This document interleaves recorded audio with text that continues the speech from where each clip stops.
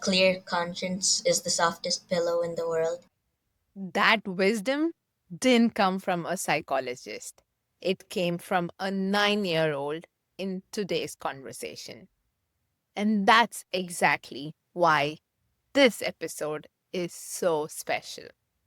When you sit with children and ask them about kindness, mistakes, friendship, and what they wish adults understood, they give you answers that are honest, funny, and profound. Welcome back to our 3-part series on nurturing kind, conscious, and value driven children. In our first episode, we heard from an expert about how values take shape in early childhood. In our previous episode, we stepped into the parents' world to understand their hopes, challenges, and the everyday choices that shape character. And today, we are handing the mic to the kids. So let's jump right into it. Welcome to the Conscious Children Project, a podcast by Mudita Circles. I am your host, Shruti Desai, a parent, kids yoga educator, and someone who left 12 years in the corporate world to walk a more intentional path. This podcast is a space to slow down and to reconnect with what truly matters. Not just how we nurture our children, but how we grow alongside them. Each season, we explore themes close to the heart of childhood and consciousness. And in this season, we will be exploring the 8 limbs of yoga as a framework for understanding the child as a whole. Each episode will focus on one aspect of the child's development, and we will dig deeper into what truly supports their growth emotionally, physically, socially, and spiritually. Let's get right into it. Thank you, everyone, for joining. I am so happy to have you all here and talk to you about a fun topic. My name's Para. I'm 10 years old and my parents are originally from India. I'm Julian. My parents are originally from Mexico. And how old are you? 9. My name's Jesu and I'm 7 years old. And do you know where your parents are from? Philippines. My name is Ishan, and I'm 13 years old, and my parents are from India. My name is Ava, and my mom is from Mexico, and my dad, I think, is from. I can't remember where my dad is from. And how old are you? 9.5. That's amazing. Thank you, everyone. And now, the first question that I have for all of you is what's one thing that you really like doing after coming back from school? Yes, Para. One thing I like to do when I get back from school is go play with my friends. I honestly have to be honest. I like watching TV or playing video games. I love your honesty. Thank you. After school, I like to walk my dog even when it's raining. After school, I like to play video games with my friends. Oh, so we have two people who likes video games. That's amazing. After school, I like to play with my iPad. You like to play on your iPad. Oh, so you also like playing video games. That's nice. So we have three people that like video games. That is great. Now, what does being kind mean? Yes, Julian. Being kind is being kind and nice. Yeah. Can you explain it a little more? Okay, it's being kind to people, animals, and everything. That is amazing. So you're not just kind to people, but you're also showing your kindness to animals and everything around you. That is great. Being kind to me means that, like, you're always, like, thinking of others and making sure that you're not really, like, offending them Mhm. and That including them. that you think about others in a way that that may not hurt them. That is great. That's a good one. Like gestures or actions that makes people feel included and not like put down. That is amazing. Including inclusivity, making sure that you're including everyone in activities so that they feel seen and being part of the group. That is great. Okay. When do you feel proud of being a good person? Have you ever felt being, that, oh, wow, I feel so nice. I am a kind person. I am a good person. My dad said I was a good person because I said I would give up my Christmas gift so my sister could get a phone. Wow. So you decided to give up your Christmas gift so that, your parents can put that money towards your sister's phone. That is so thoughtful. This might not really count, but it kind of helped my brother this one time Hmm. because we were losing, and then I did a pretty hard maneuver on the game, Hmm. and it kind of helped us win. That is good.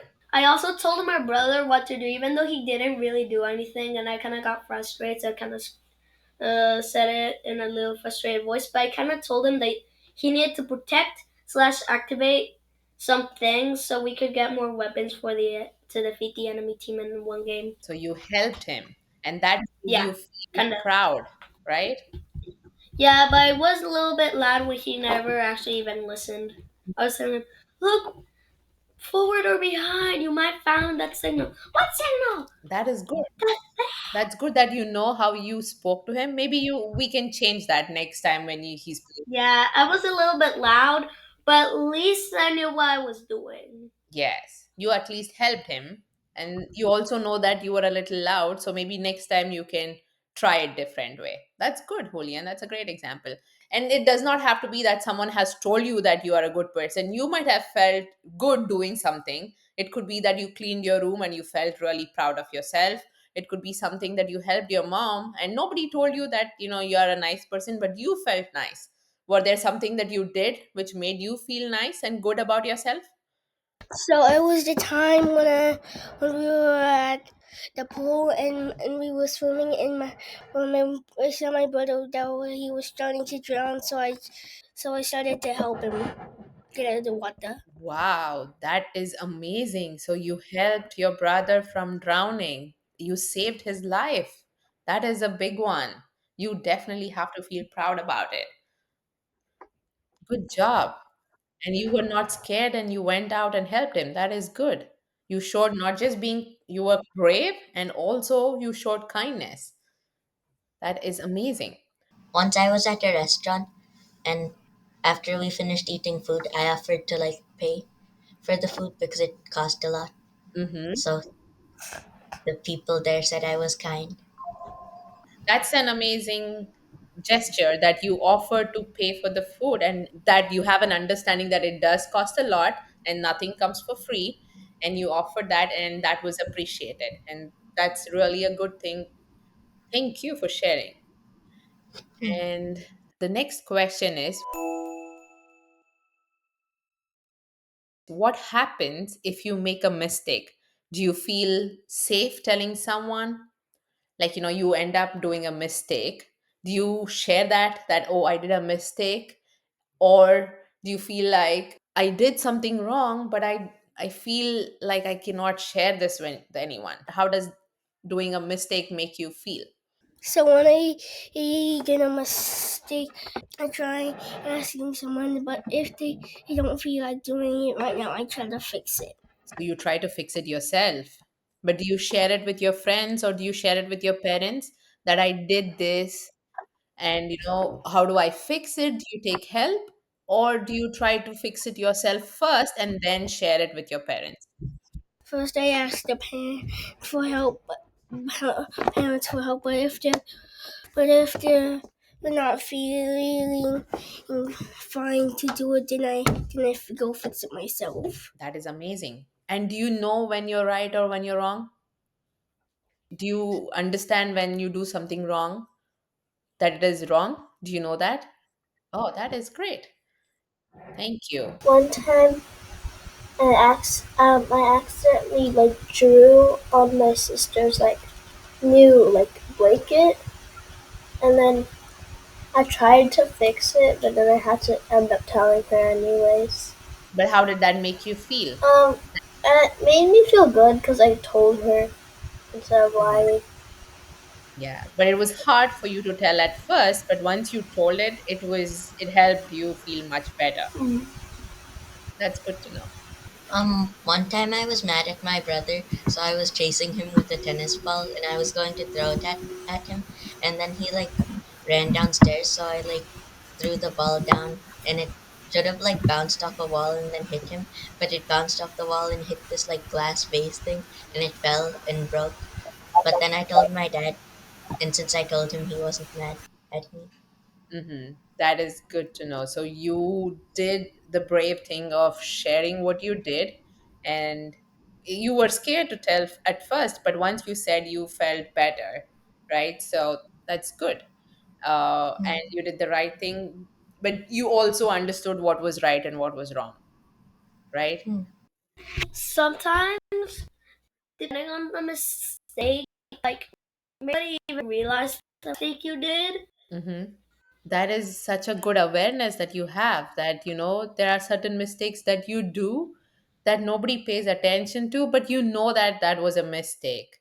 It would be bad if you did it more than once. So that is when when that you've done something bad, when you feel guilty, when you feel sad about doing something. That is such an amazing awareness. So whenever I look, I heard once that cats like always stay in the present. So I tell myself, be like a cat, always stay in the present. That is a good advice, not just for the kids here, for me too. That it's good for us to stay in the present, and that way you are not feeling, or you're not carrying those feelings from the past. Thank you, Julian, for sharing that. Okay, we'll move on. Who teaches you most about being kind or honest? Is it your parents? Is it your teachers or your friends? Where do you learn all these from? I mostly learn it from my mom and like at school, because at school they focus on some certain like kindness things every month. And then at home, my mom just teaches me to be kind and be a good person.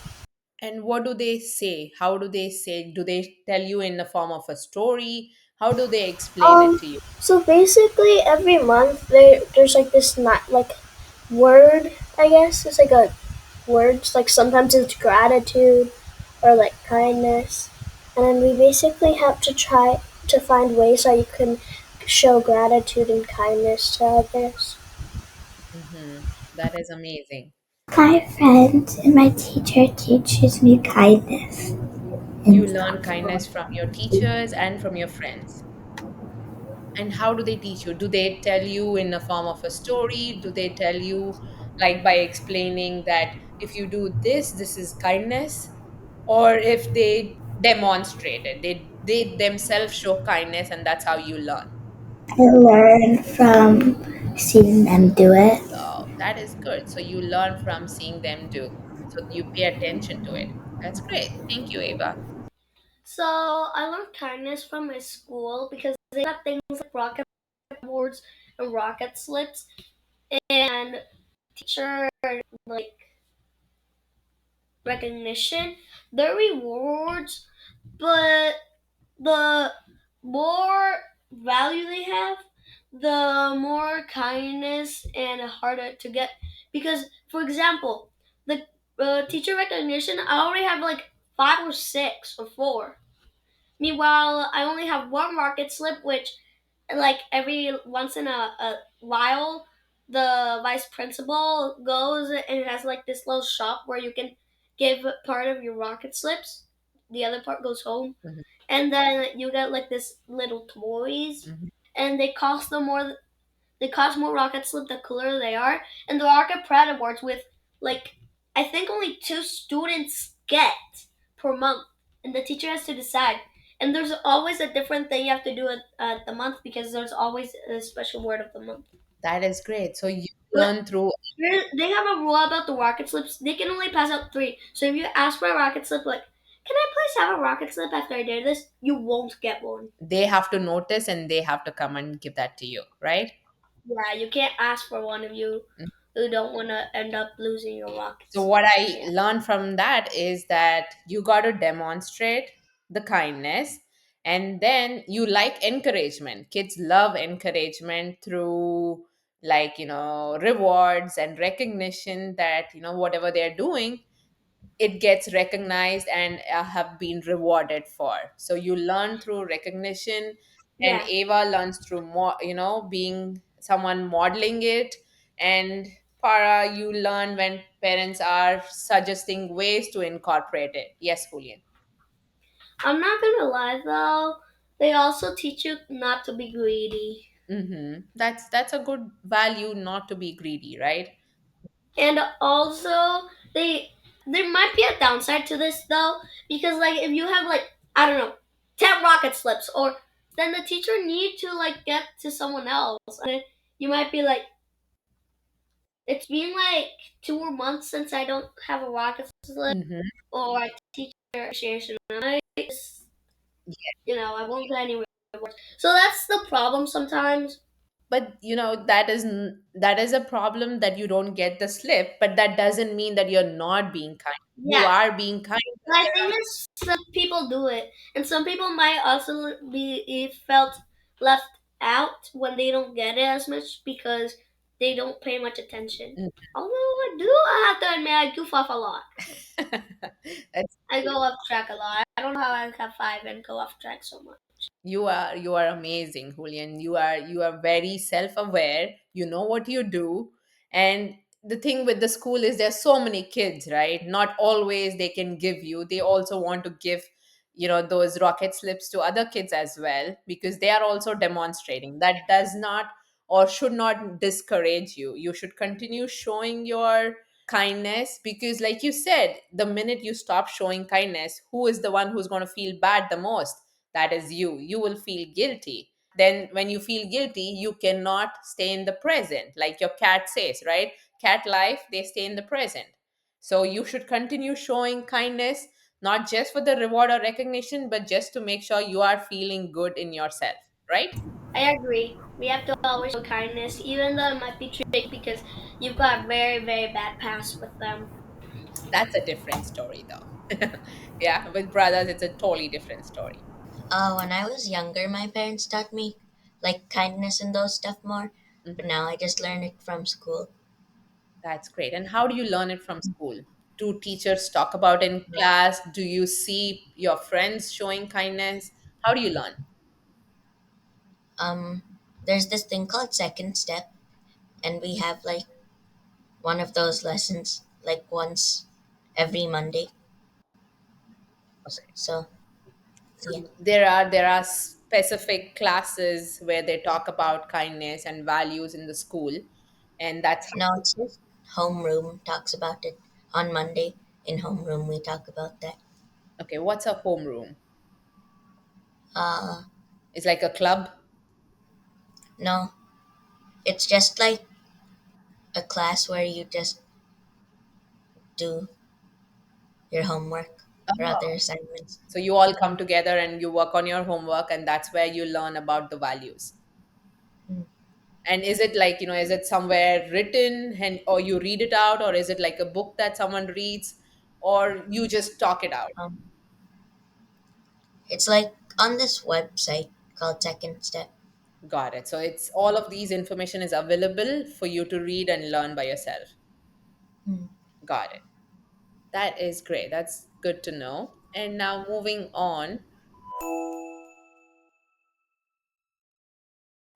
if your friend does something wrong, what would you do? You see that your friend is doing something wrong, something unkind, or a mistake. What would you do? Tell them to stop. That is good. So you will voice your opinion and say that your friend is doing something wrong, and you will tell him to stop. That is very brave, and that's not easy to do. If it was in school, then I would ask them to stop really loudly so the whole classroom could hear it, and then the teacher would also ask them to stop, and everyone would hear. So you will make it as loud as possible so that person gets all the attention, and so he will realize that it's a mistake, and he or she would stop. And also Yeah. you will bring it, by being loud, you will bring it to the attention of someone more responsible in the room to kind of Mm. get an understanding of what's happening. And that's Yeah. great. And what if you were not in the school? What would, you some friend comes to you and shares a incident saying, this is, hey Shan, this is what I did.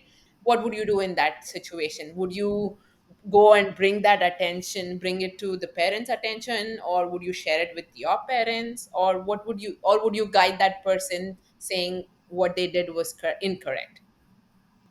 To be honest, I would probably do nothing.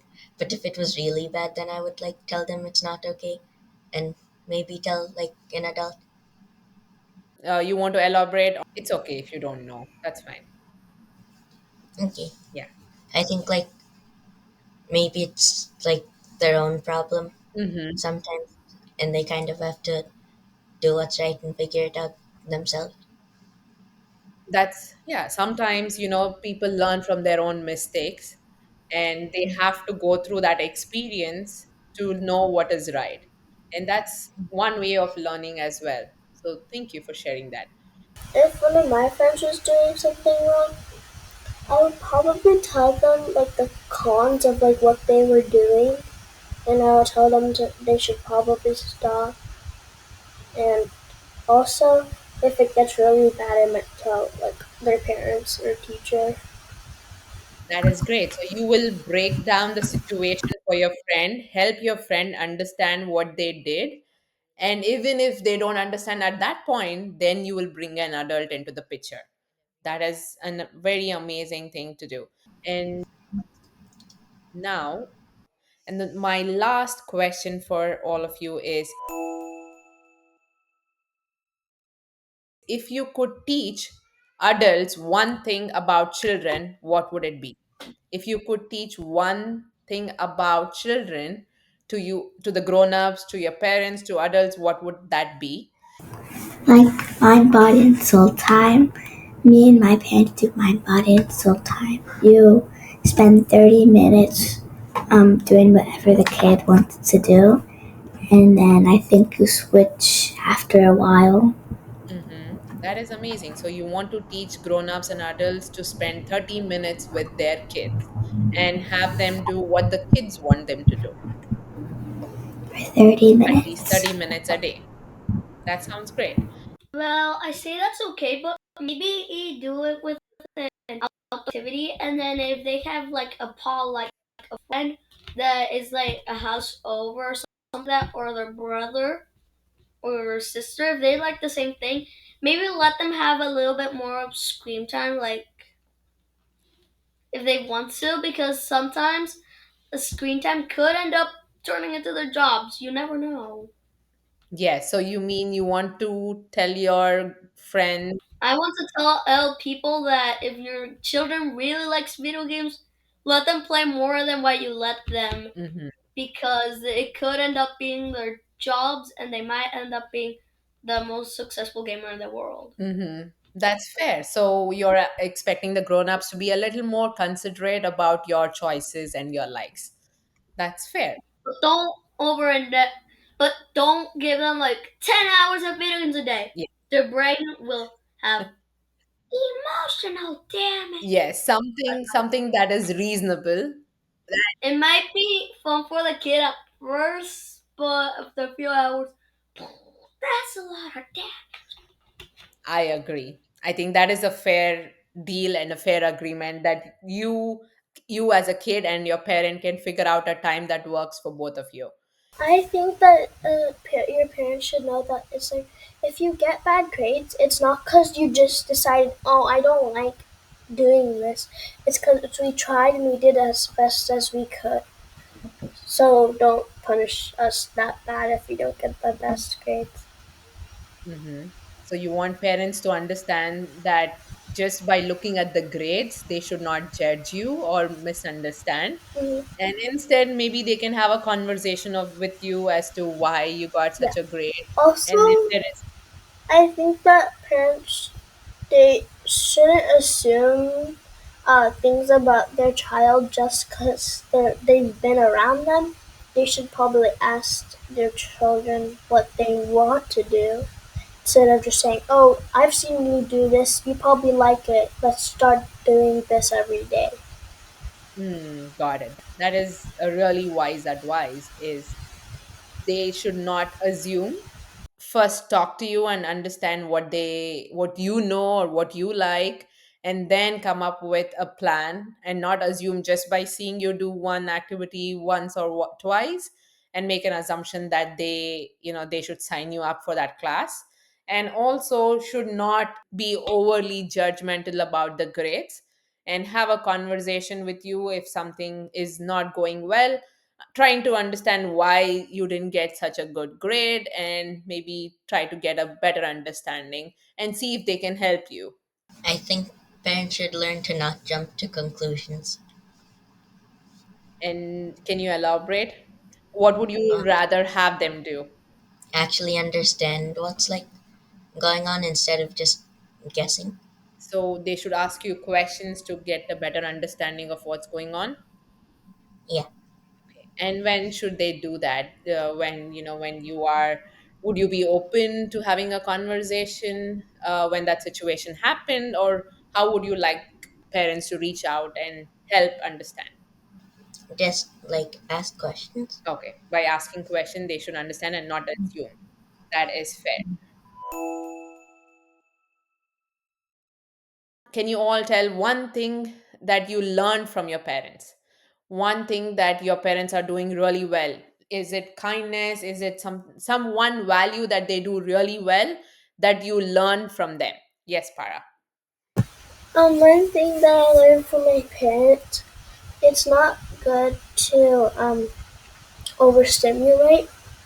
It's like not good to put so much on your what you're gonna do. It's like you should probably just do one thing, finish it. If you have time, do another thing instead of just juggling everything at once.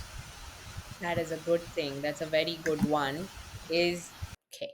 So you pick one task or pick one project, pick one thing, start and finish it before you move on to the other. And you only move on to the second task if you have the energy and if you want to do it and if you have the time to do it, and not take on more than you can. That's a good one. Julian? So I think something I like about my parents is that they helped me in learn that I'm neurodivergent, Mm-hmm. about autism and ADHD. Not pretty high, but still I do. So it helps me understand myself better and that I'm different from other people. But learning that, I realized also sometimes why people call sometimes some of my behaviors a little bit weird. I understand that it could be weird just seeing a kid acting very different than everyone else, but it's because we're not in a world where they completely accept neurodivergent kids. Not everything's for them. For example, I was super bored at the schoolwork yet a few days ago. I think maybe yesterday. Wait, not the day before yesterday or yesterday. I don't remember anymore. But that was because there was this thing that we were supposed to do, and I had no idea what the heck they were talking about, Mm-hmm. and I almost dozed off. Mm-hmm. That is amazing. Julian, thank you for sharing that, and thank you for being open about sharing, everything that you are learning about yourself, and also the understanding that, not everybody will understand you. Having that awareness that you are the way you are and people may or may not accept, which is a great thing. And I think your parents are doing an amazing job of helping you, and that is what you are proud of about your parents. Thank you for sharing that. I just want to say ADHD is not like a disease. It's more like a. It's like something you like either are born with or you gain over time. Right. And but it can be worked on, and it Yeah. can, yeah. Also, you can't really like get ADHD from like your parents or something. Mm-hmm. It can be out of like random. Mm-hmm. That's thank you. Thank you for sharing. Thank you everyone for joining. I hope you all had fun. I hope you learned something from each other and continue to show kindness because we want to feel good. When you do good, you feel good, right? Do you all agree? Yeah. And Yes. we do. Yes. Yes. And we show kindness, we do kindness not because someone tells us to do, but because we want to be kind and good people in the world. And when you do kindness, people will realize and learn from you, and then that will help them to be more kind than they are. Thank you, everyone, for joining. Oh, you want to add, Ishan? Go ahead, add. There's this quote: "A clear conscience is the softest pillow in the world." A clear conscience is the softest pillow in the world. So if you are clear that you're doing the right thing, then you can sleep well. Perfect. Yeah. Thank you for sharing that. Thank you. Bye. Before we end, I want to share something you couldn't see. Since the children's interview was audio only, as each child shared their thoughts, the others nodded along. Kids of different ages, from different backgrounds, and from families that all look a little different.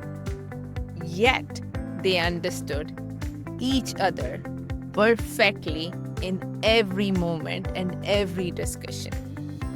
They might come from different worlds, but what they want is the same: to be recognized when they do something good, to be accepted for their preferences and likes, and to feel understood by the adults in their lives. The biggest learning from this conversation is that when children receive the right kind of support, they naturally learn the difference between the right and wrong. And even when they slip, as all kids do, they are deeply aware of it. They feel it inside. One child said it so beautifully: a clear conscience is like a soft pillow. They are tuned in to their own consciousness, even if they don't always share it aloud. These moments remind me that children are far more thoughtful and self aware than we often assume. And all they need is guidance, acceptance, and trust from us. If something in today's episode made you smile, reflect, or connect, please subscribe, share, and leave a rating. It helps us know these conversations are valuable. You can also reach out via our website, muditacircles.com, or Instagram, and I will be sure to leave the details in the show notes. And don't miss our next episode on January 1st, the perfect way to kickstart the year and build a daily rhythm for your family. We will explore practical rituals inspired by Ayurveda to nurture balance, well being, and connection for your children and for the whole family. Thank you for listening and for choosing kindness every day. Remember, one child, one breath at a time. Thank you and take care. And thanks again to our lovely sponsor, Pia. Remember, you can use the code TCCP20 at piabeauty.com to get 20% off. Thank you. Take care.